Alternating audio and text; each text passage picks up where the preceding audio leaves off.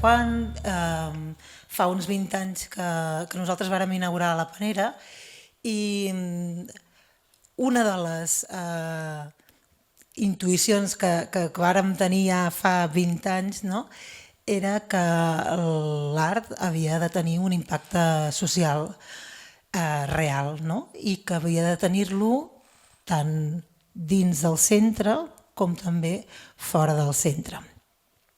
La Glòria Picazo, que en aquell moment era la directora, va començar a plantejar-se com introduir una línia de treball d'art i salut, entenent que nosaltres som un recurs públic i com a tal hem de trobar estratègies per apropar l'art contemporani a aquelles persones que poden estar sanes però també poden estar malaltes, poden venir a Panera o poden estar hospitalitzades. I buscant referents, Glòria, que ja tenia experiència en l'estat francès, vàrem buscar la forma de formar-nos mirant cap a França què s'estava fent en relació entre art i salut.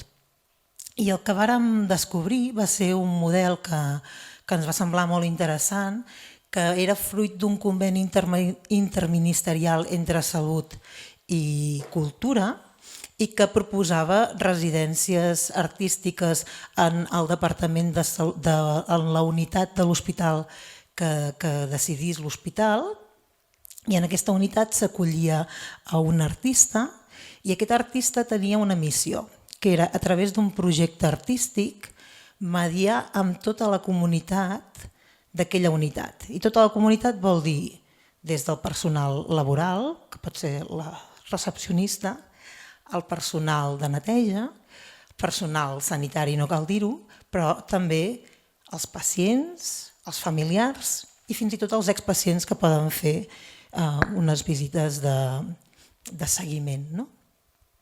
I això ens va semblar extremadament interessant perquè no només era una forma de mediar, no?, i de buscar formes de repensar protocols inclús de relació entre tota aquesta comunitat i visibilitzar com s'estaven relacionant entre ells, sinó també que era una via d'explicar què estava passant dintre l'hospital. El que passa als hospitals queda dins de l'hospital i també és aquesta escissió entre hospital i ciutat, cosa que a l'estat francès intenten diluir. Quan hi ha un gran esdeveniment cultural, sigui jazz, sigui cinema, sempre hi ha una incursió dintre de l'hospital, perquè de fet tots paguem impostos, siguem sans o siguem malalts. I en aquest sentit sempre ens agrada recuperar una cita d'una intel·lectual dels anys 70 nord-americana que es diu Susan Sontag, que us la llegiré perquè no vull dir-la malament, que diu: la malaltia és el vessant nocturn de la vida, una ciutadania més onerosa. Només pel fet de néixer ja obtenim una doble nacionalitat, la del regne dels sants i la del regne dels malalts. I malgrat que tots preferim presentar el passaport bo, tard o d'hora estem obligats, si més no, durant un temps, a identificar-nos com a ciutadans de l'altra regió.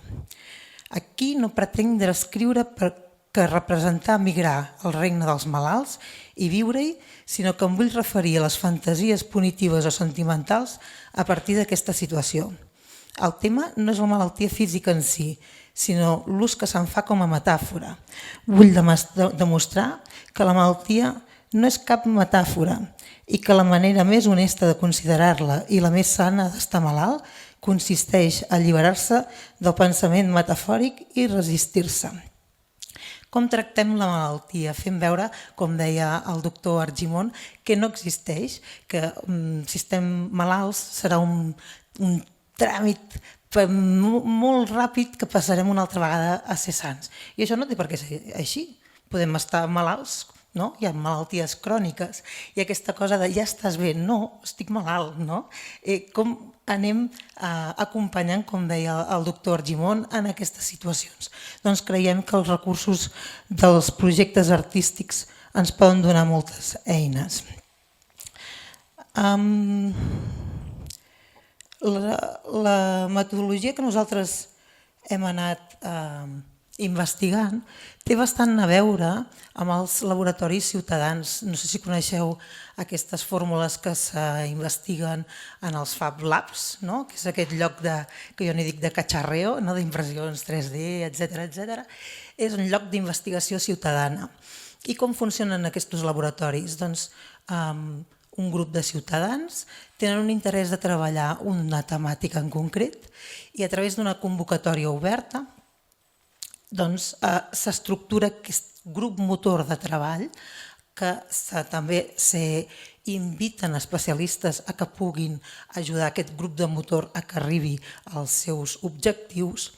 I la diferència entre la metodologia d'aquests laboratoris ciutadans i els projectes artístics que nosaltres desenvolupem en contextos sanitaris és la formalització, el pas final, perquè aquesta investigació col·lectiva està acompanyada d'un artista que pot acabar traduint aquest coneixement que es genera en un format artístic.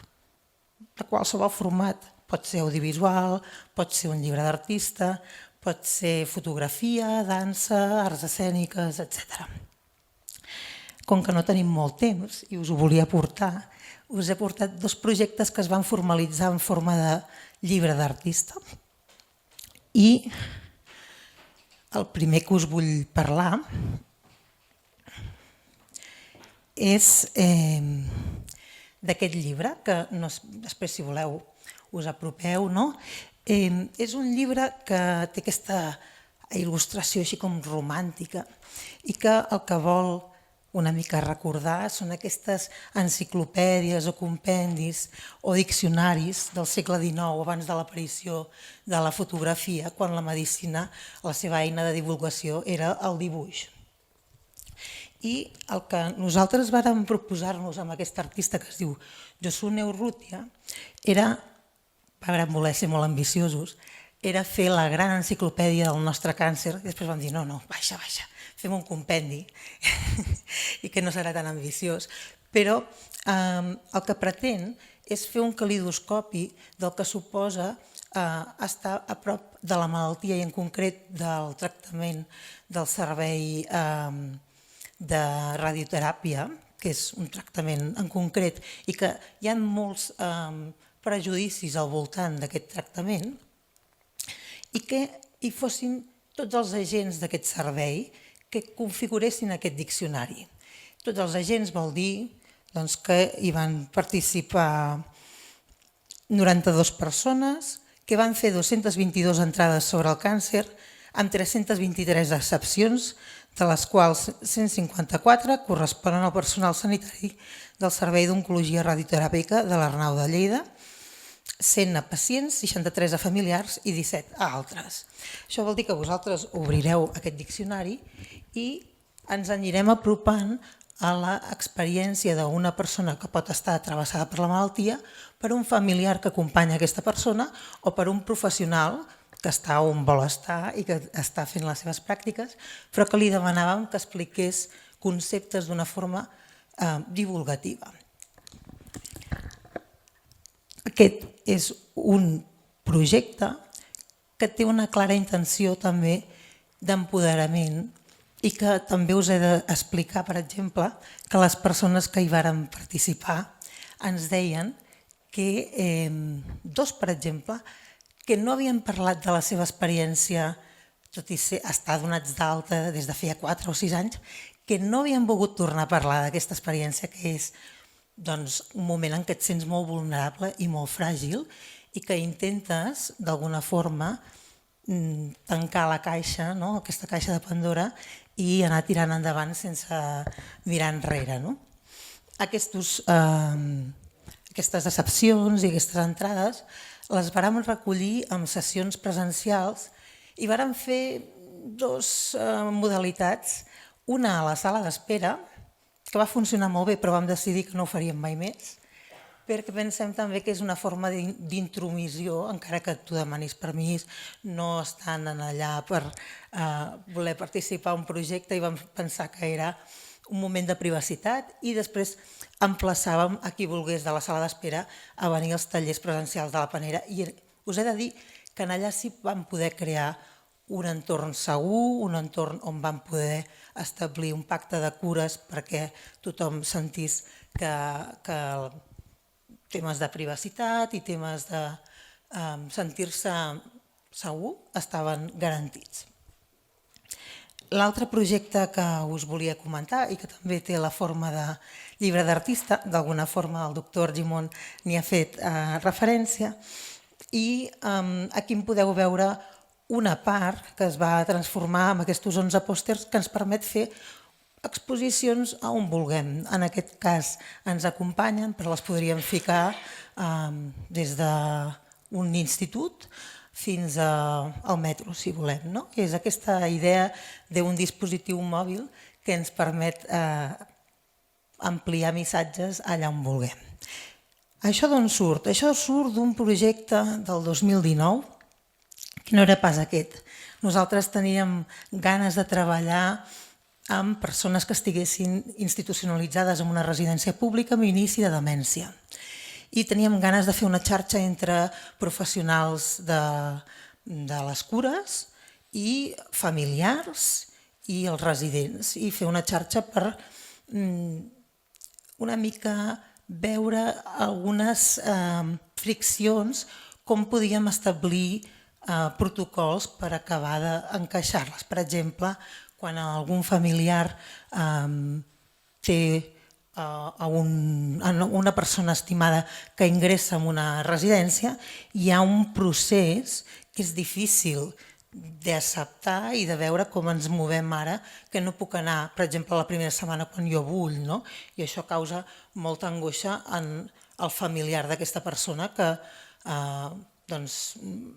ingressa en una residència perquè no pot fer-ho d'altra forma. I pensàvem que teníem un llarg recorregut a explorar fent un grup motor entre agents de la salut, entre cuidadors no professionals i els propis residents. Això vàrem aconseguir finançament per fer-ho, era 2019, per poder-ho fer el 2020. No va poder ser. I com que era la duració d'un any, nosaltres quan vam veure que passaven 3-4 mesos i no podíem actuar en la residència, vàrem demanar que potser no era el moment de fer una cosa que evidentment hi havia una emergència a destinar tots els esforços. Efectivament ens van dir que no. I ens vàrem plantar i vàrem preguntar-nos què podíem fer, com podíem redefinir aquell projecte que havíem pensat el 2019 amb unes circumstàncies absolutament diferents de les que eren el 2020, que tingués sentit i que s'adequés en el moment actual. I per fer-ho, amb tota la gent que havíem anat a reunir-nos, agents socials, agents sanitaris i agents culturals, els hi vam preguntar: nosaltres que volem fer un projecte que sigui col·laboratiu, que hi hagi elements de cocreació, que sigui en comunitat, que creem una comunitat per treballar, què fem ara? Com ens adequem en aquest moment d'emergència? I els agents sociosanitaris tots ens varen dir: ara el que toca és acompanyar la mort. Ens vam mirar amb l'artista que estàvem desenvolupant aquest projecte, que és Albert Putrony, i vam dir: nosaltres hem preguntat, ara nosaltres hem de respondre. I, com us dic, vàrem fer un plantejament d'un laboratori ciutadà i vàrem treure aquesta convocatòria de com treballar des de les arts les cures pal·liatives. I se'ns varen presentar un grup de 25 persones amb perfils tan diferents i tan desitjables com una carta als Reis, perquè hi havia des d'artistes visuals, a sanitaris, a fisioterapeutes, a psicòlegs pal·liativistes, especialistes en el dol, educadors socials. i persones que s'interpel·laven pel tema. Per exemple, recordo un senyor d'uns 80 anys que deia bueno, jo ja estic bastant a prop, doncs deixa'm que vingui i vagi anant rumiant, no? que m'hi vagi apropant com jo vull arribar en aquest moment, no? De final de vida. Nosaltres vàrem treballar durant tot octubre, novembre i desembre de forma intermitent, vàrem poder fer algunes sessions presencials, algunes no, perquè us recordo que encara estem durant el 2020 i era aquell moment tan estrany que obríem, tancàvem, i la gran sort de tenir un artista que realment té experiència en art social i que realment és un bon artista a l'hora de formalitzar els continguts que han sorgit d'una investigació col·lectiva és que no s'apropia d'aquests continguts i que respecta l'autoria col·lectiva. I aquesta és la forma de procedir de l'Albert Putrony, que va formalitzar de dues maneres. Un llibre, 11 pòsters i un desplegable amb Excel. L'Excel desplegable responia a preguntes de com t'agradaria morir, i moltes altres, i ens va fer sorprendre, perquè això era una enquesta d'aquestes que fas a través del WhatsApp, no? I vam dir, bueno, enviarem a uns grups que tenim i si ens respon algú doncs farem alguna cosa i això. I de sobte ens vam veure abrumats amb 297 respostes i vam dir, ara com fem un buidatge d'això, no? I per això vam fer aquest buidatge en forma d'Excel, que a l'Albert li fa molta gràcia perquè diu que és la mort en forma d'Excel, però també era una forma de visualitzar aquestes respostes. No? I en el llibre és una proposta començar una conversa. I aquesta proposta començar una conversa s'agafa d'un model, perquè l'Albert Putrony sempre diu que busca en el passat utopies per imaginar el present i el futur, no? De quins aprenentatges del passat ens poden servir en el present. I el que li va servir com a referent és un llibre que es diu Ars Moriendi, que és un llibre il·lustrat que es va realitzar durant una altra epidèmia, que va ser la peste negra, que es va carregar quasi bé tota la població europea. I en aquell moment tu que volies arribar aquí per anar al cel. Aquesta era la teva missió. Per tant, si en aquell moment el capellà que tenies més a prop s'havia mort de peste, aquí teníem un problema. I el que es va inventar era ser com el que seria un tutorial avui, no? Un llibre il·lustrat que et deia molt clar què havies de fer per seguir els preceptes cristians per anar-te'n al cel. I vàrem pensar, si això és l'Ars Moriendi de l'edat mitjana, com seria l'Ars Moriendi d'avui, que no tothom està regit, no? Per una religió. N'hi ha que sí, n'hi ha que no. Quins serien els punts més rellevants, no? I nosaltres ho vàrem estructurar amb unes temàtiques i vàrem començar a vertebrar tot el que havia sorgit en aquestes sessions d'investigació col·lectiva. Ens van demanar un paper a la Universitat de València i vam dir, doncs mira, anem a buscar l'Ars Moriendi de veritat i així compararem. I ens vam quedar com a molt sorpresos, no? Perquè els punts que nosaltres havíem anat desenvolupant eren els mateixos de l'Ars Moriendi, amb una excepció, que era l'eutanàsia, que com podeu pensar, en aquell moment no hi era. No? I això també ens feia reflexionar de dir, clar, ens pensem que estem tan lluny, però el fet de viure, el fet de néixer i el de morir són les dues coses més importants de la nostra vida. I això és en totes les èpoques de la humanitat.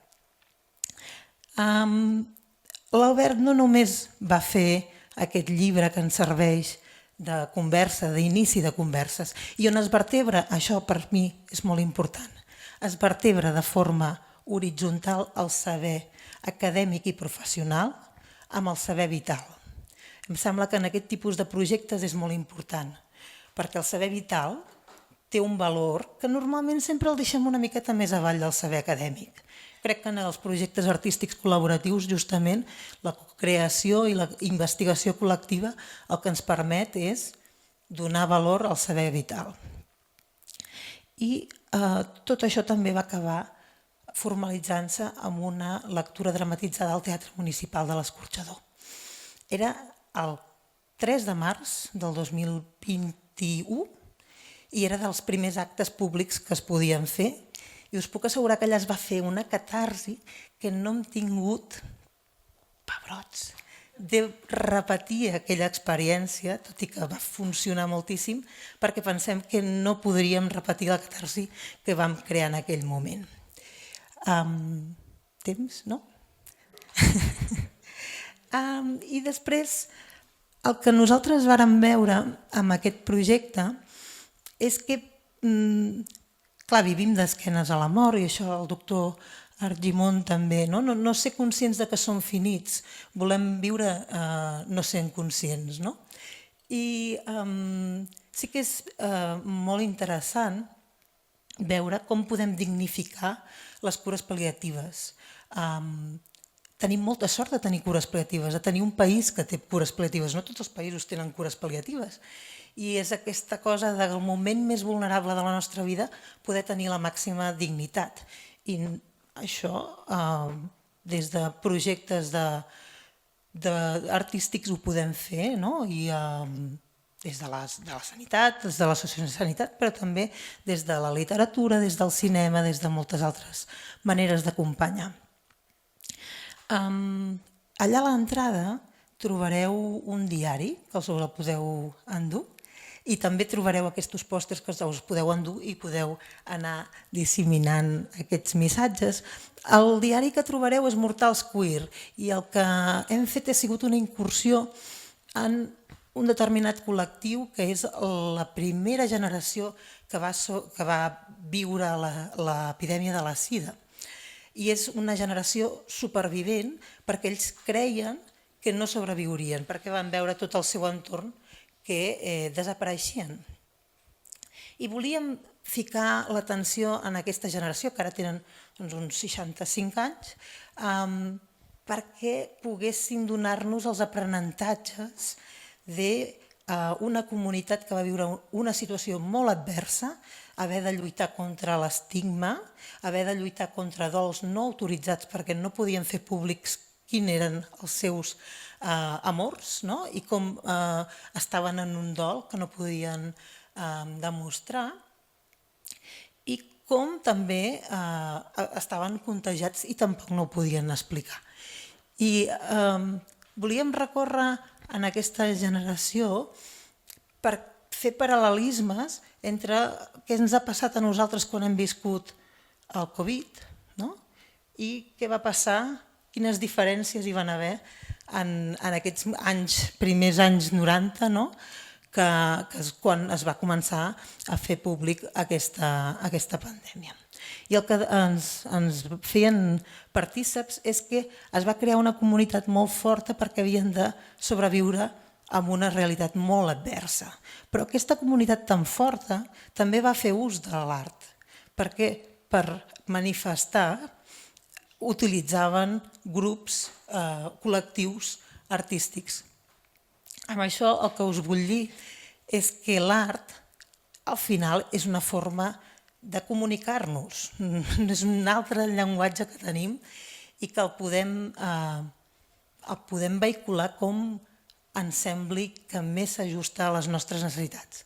Poden ser en contextos sanitaris o no, però fer-ho en contextos sanitaris sí que requereix d'una multidisciplinaritat i que hi hagi realment un encaix en aquesta multidisciplinaritat perquè ens posem a intentar resoldre situacions molt complexes.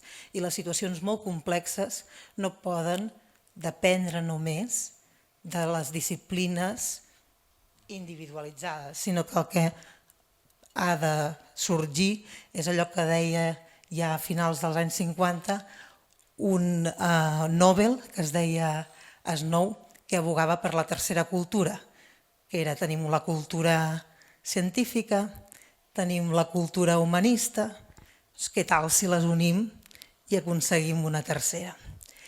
I amb això jo aclouria aquesta introducció d'algunes pinzellades d'alguns projectes que hem dut a terme en contextos sanitaris a la Panera. Moltes gràcies.